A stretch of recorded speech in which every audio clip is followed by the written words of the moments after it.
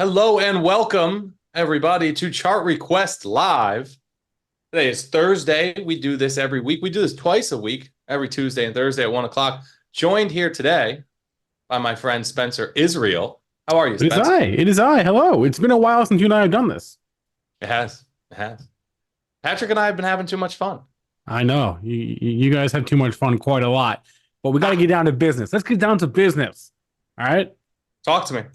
All right. As always, you know the drill. If you have requests, drop them in the chat or email us questions at stockmarketmedia.com. We got a few people who did just that.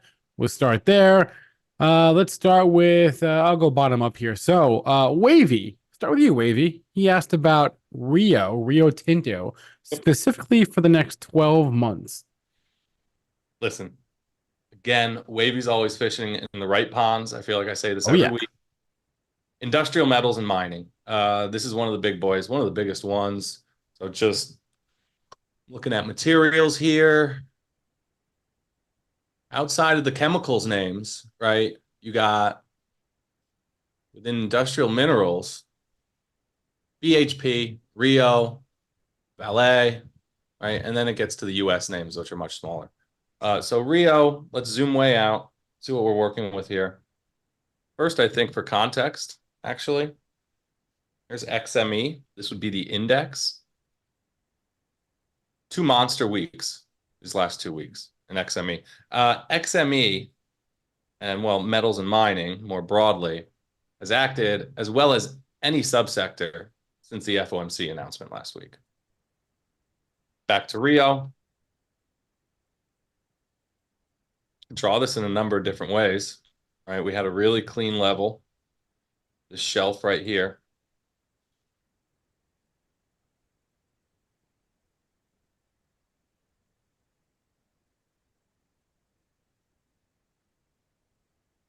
And if you fib that advance out, might give us something. No, Might not give us quite. something. Let's see. Not quite. Fib it. I think really what you want to do here, just play the current base, right? So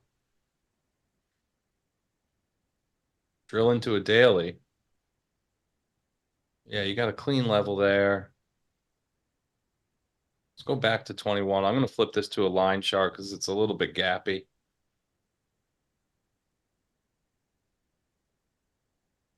Coming off the 38%.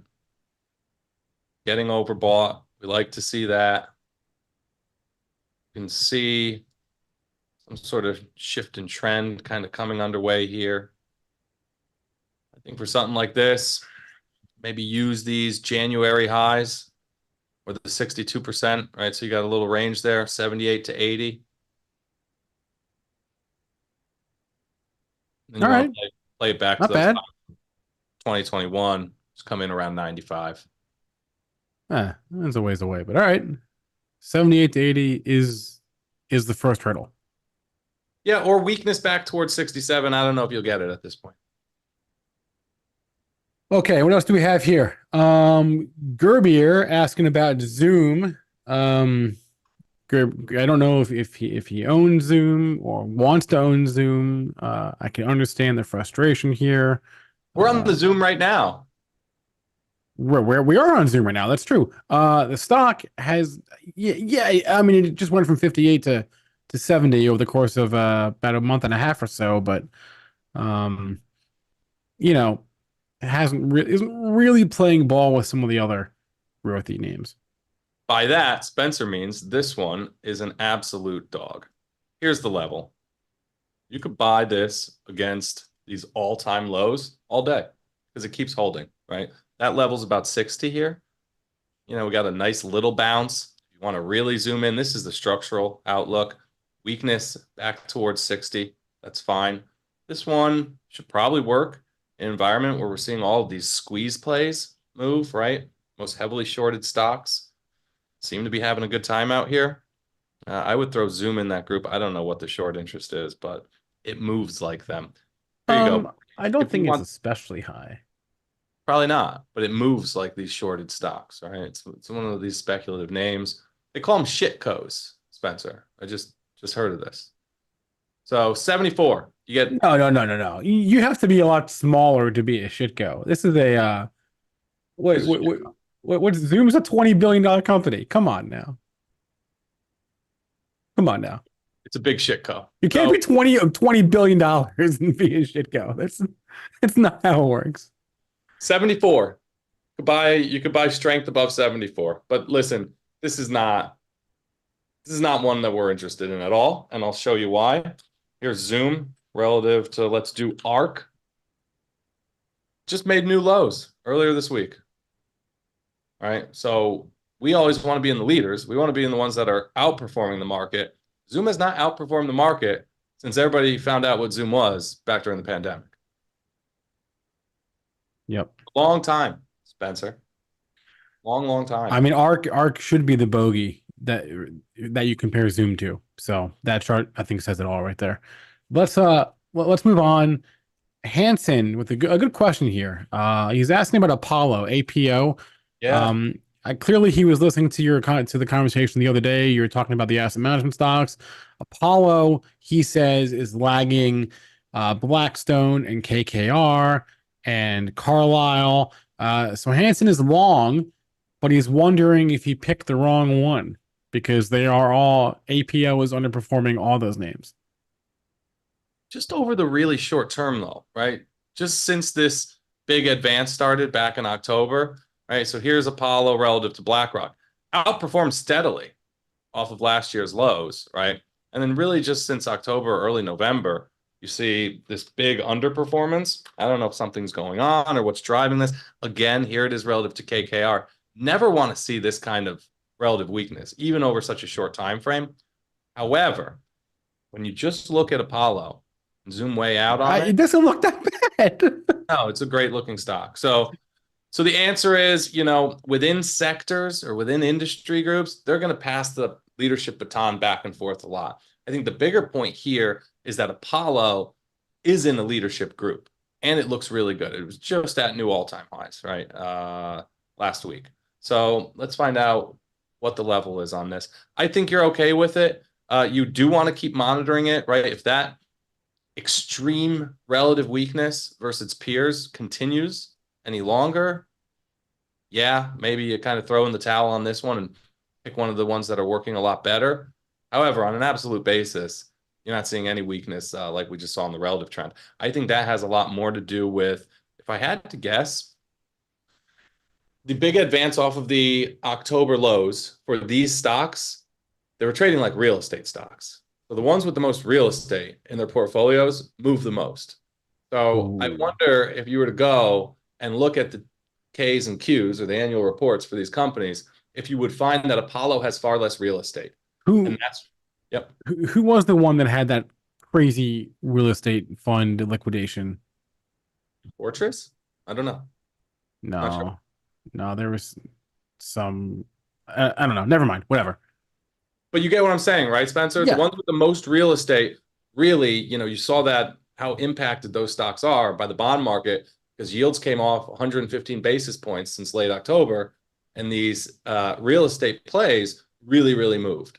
And it seems like that's where that relative weakness began for Apollo. So I have an inkling that this has a lot to do with what you're seeing there. If you were to look under the hood at what these companies actually own, you might find that. However, for Apollo right here, I think if you want to keep it tight, play these pivot highs from the summer, September, 92.73, just undercut them. Really wanted above there, right? Maybe you do get like a deeper correction here and buy this one back at those 2021 highs. So 80 is a big level. See multiple touches here, but over a more tactical time frame, 92.75 is really where you want it above. All right, let's shift gears here. Let's go to a Brazilian water utility. I am not going to pronounce this company, but the ticker is SBS. And the question is coming to us from Mike. He wants to know, he wants to jump this breakout above 15 for what he says is his medium-term account. All right, so medium term to me is 6 to 12 months. Yeah. Less than a year. I'm going to just repeat the same thing that I said on the morning show because I think this is so important right now. In bull markets, we want our offense on the field. When risk appetite steadily ticking up like it is today, breadth is expanding, right? And investors are favoring riskier and riskier assets. You said this is a telecom stock? No, it's worse. It's a water utility. Well, maybe that's better actually. I don't know. No, it's not. It's hard to say, right? The point is, they're both very defensive groups, whether it's water utilities, any utilities really. Telecom used to be grouped in the utility sector, changed with the birth of communications. Point is, they're defensive groups. You want your offense on the field. Don't put your defense on the field during a bull market. That's what this would be doing. So if you absolutely love the stock and you just got to get into it, yeah, 15, absolutely a big level. Maybe be patient with it because it's come a long way, right? It wouldn't be the end of the world. A lot of things are running into these prior cycle highs right now. Go look at the S&P, go look at the NASDAQ, go look at some of these global indexes, right? A lot of overhead supply, kind of see that with this one. So a little backing and filling back to 1250 wouldn't shock me here in something like this. However, if you do get the breakout and you're going to jump it, 15, let's give you a price target. 21. What, 35%? Not bad for a defensive play, but defensive nonetheless. So Better pay a dividend. I'm sure it does. Let me see. Does it? Oh, I'm seeing 1.8%. Yeah. Not super great. All right. What about a couple more and then we'll go to the chat. LYV. What's the company again? Live Entertainment? Live Nation. Don't they sell Live Nation, right. Live Nation. Concerts? Yep. Right? Yep. Isn't this one of those scam companies people are always complaining about? Well, they might complain about it, but yeah, I mean, these are the guys who charge too much for tickets, or no? Everyone does, but yeah, this is one of them. I'm not sure who they own. All right, look, this is what. Oh, do they own Ticketmaster? I think so. That's a problem. Oh, now you don't like it? Talk about unloved brands. Oh boy, worse than your cable company. Yeah, I think, is it StubHub too? They might own both of them. Yeah, Ticketmaster.com. Wow. Ooh. The fees on that site blow my mind. Hey, if you want to hedge yourself, buy the stock. If you're a concert goer. That's what I'm doing with One Spa World. Okay. It's one way to go through life. All right. Nice base. Look, this is your level. The $100 roll.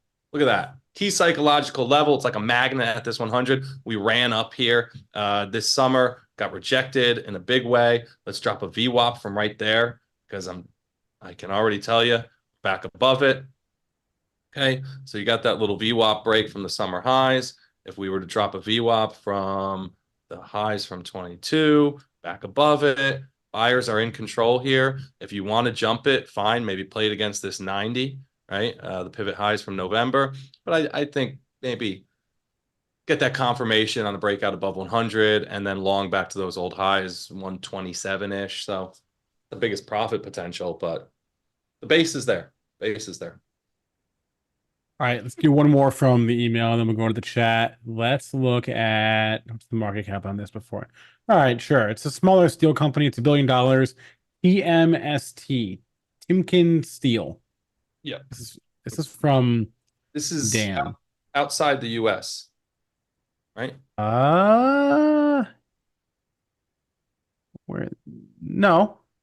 Canton, Ohio. Oh, okay. Yeah. Again, just like I said to Wavy, this is the right pond. This is exactly where we want to be fishing. I'm really into the metals since like last week. Spencer, have you heard? Well, there was a big thing that happened last week. So. All over these metals. Got nothing to do with you, US Steel. Okay. No, I really like the relative strength from these groups right now. These are the kinds of stocks I would expect to work in a tape where we find ourselves talking about financials more, industrials more, small caps more, right? Give some of that love to materials, and we're finally seeing it. You got a really clean level here, the 38% fib, which also suggests that this monster structural base is just about completing, right? Draw it like that. We love these big bases. So if we're above 20, I like it. Something more tactical. You could use these pivot highs here at 23, 24, right? But price target 32. I'll bet if we drop this VWAP from when this from these consolidation highs last year, well above it, right? If we VWAP this one from the all-time highs, well above it, right? Buyers are in control. This base is pretty much done, and it's going to be working its way up the right-hand side. So next stop 32, after that 50. Giddy up. All right, to the chat we go. Let's look at Ave Point AVPT for Jason Wolcott.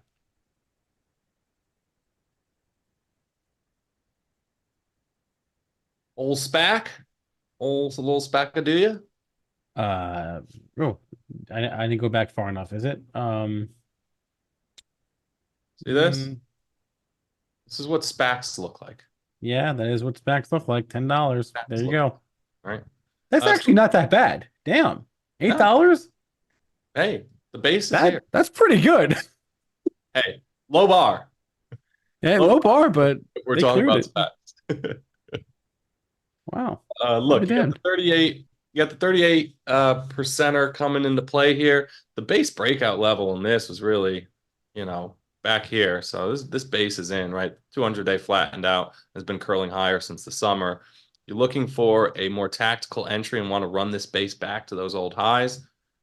Just zoom in here. You got some pivot highs that are coming into play right here the past 2 days, about 840, 850, right? Really, you want new highs in this one and then confirmation above the 38%. So call it 893 as long as everything holds in the short term. Target 1235. But really what I found myself saying over and over and over again about these bases is these are not short-term patterns. These aren't flags. They're not pennants. These are long-term patterns, right? These are trend reversal patterns, not continuation patterns. So when we talk about, just draw it, a base like the one that we're looking at here in Ave Point, there it is, right? We're talking about the long-term or primary trend shifting from down over on the left-hand side of the screen to sideways for, over a year and a half, to now higher. So when we talk about the base is complete, what we're really saying is a brand new primary uptrend just began. So to sell it at the 62%, I think you could be selling yourself short in a real sustainable market. You really want this thing to go back to those old highs. So I don't think it's crazy to want 18 from this one, more than the double. Yeah, I mean, look, the fact that it's only 20% below its SPAC merger IPO price, that's again, it's a low bar, but you could do a lot worse if you're fishing in the SPAC pond than this. Okay. Couple of people asking about TXT, Textron. This is one of the tighter charts that I've seen of late. Going back to how far back you got to go there. What's that? August? Yeah. Yeah. So you know what it looks like? Looks like most aerospace and defense stocks. There's ITA. Oh well. There's XAR, right? Yeah, okay. Yeah. Those 21 highs, sure.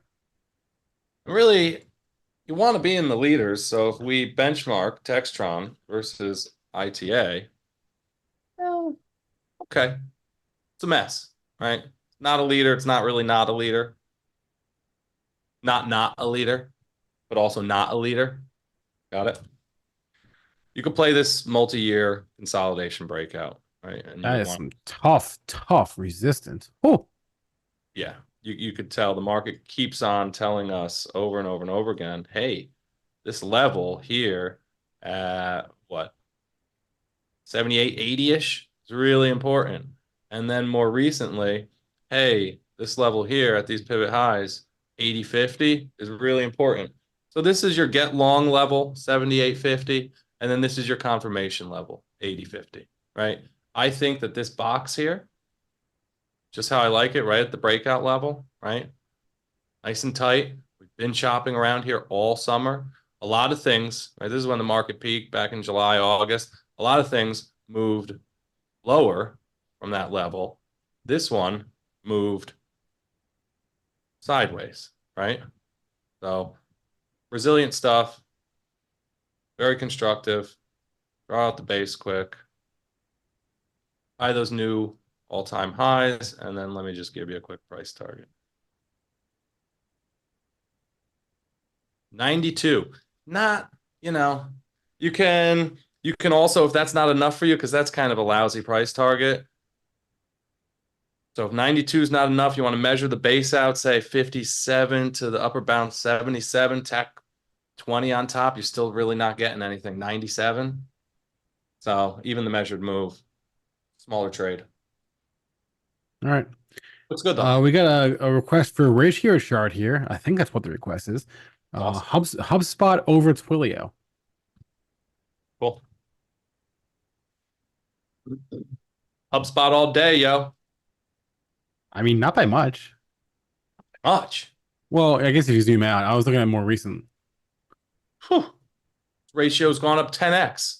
Yeah, I was looking at this year. I was looking at just this year, but Twilio yeah.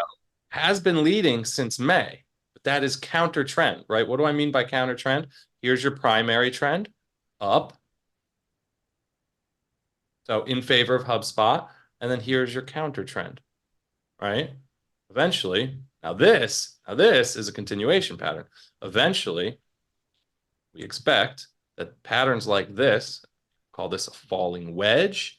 Really, it's just the essence of it, right? A little bit of give back within the context or coming off of a broader, longer term uptrend. Oh, We expect these to resolve in the direction of the underlying trend, which would be higher. So we'd be looking for a move eventually back in favor of HubSpot outperformance in a ratio like this.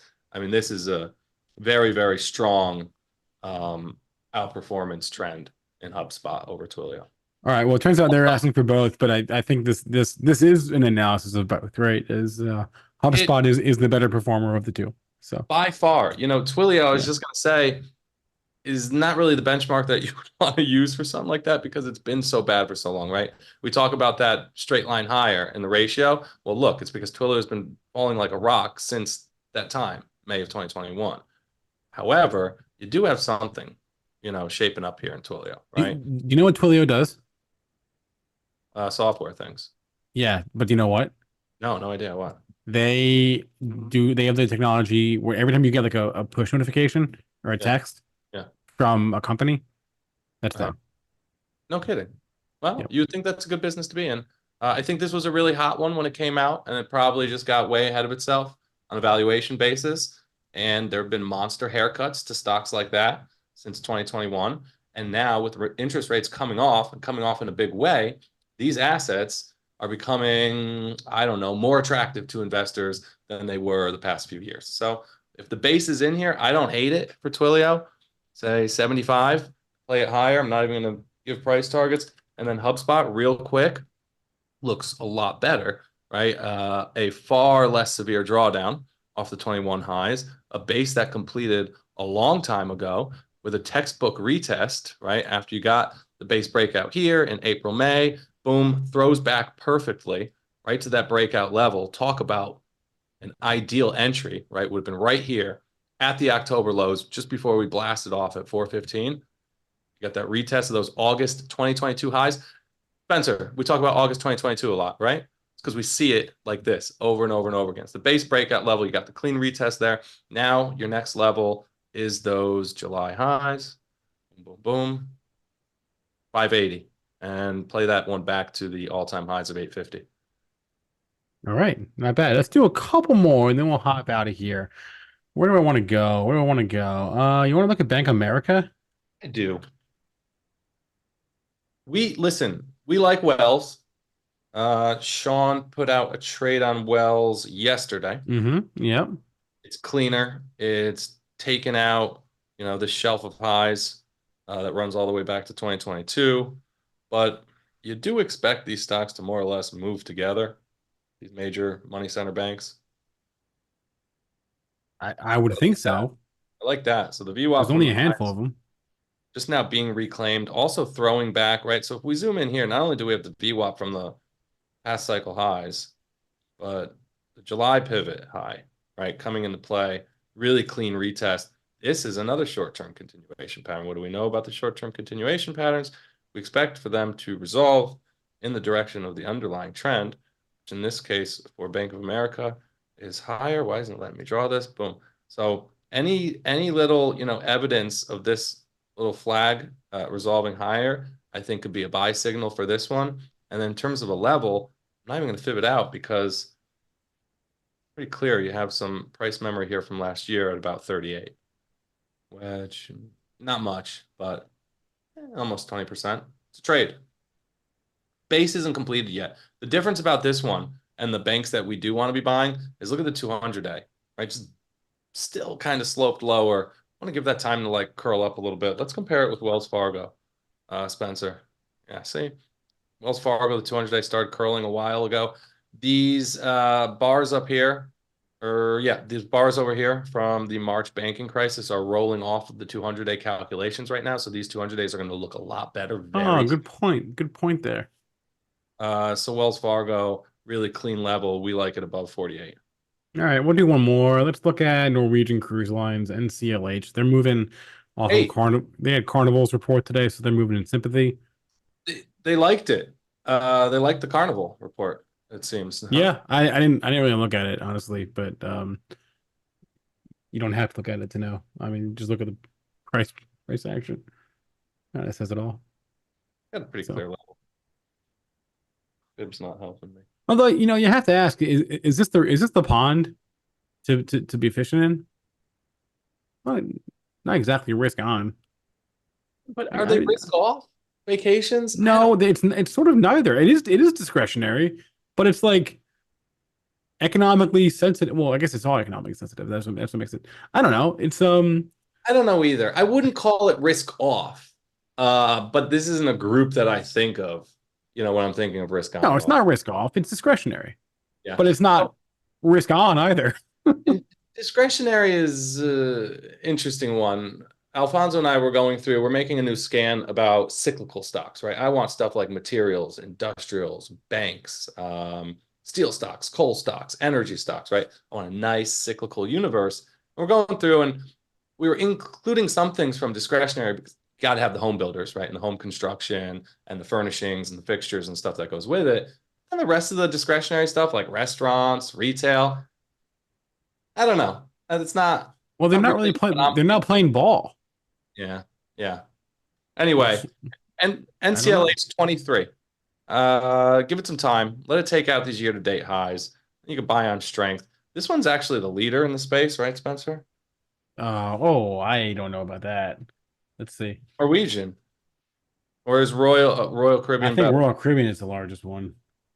So 23, play back to about 35. Yeah, it's okay. But these stocks are dogs forever, right? This is like asking me which airline you should buy. None of them. Yeah, RCL is the largest of the three, right? There's RCL, TCL, and Be in Norwegian. Oh, Miami. they're all pretty evenly sized. I'll be in Miami tomorrow. That's where all the boats hang out. Yes, it is. You can do some boots on the ground I DD will. for us. I will. Okay, that's where we'll wrap it. I know we got a lot more questions in the chat. I'm sorry we can never get to all of them.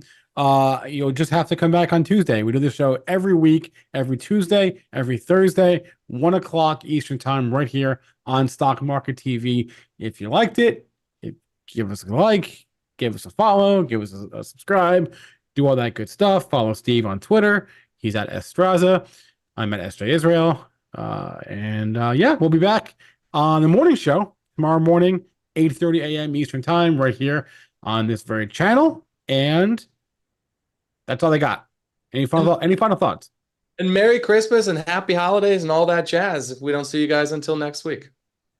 That's right. That's right. The next CRL will be a post-Christmas. Man, that feels weird to say. All right.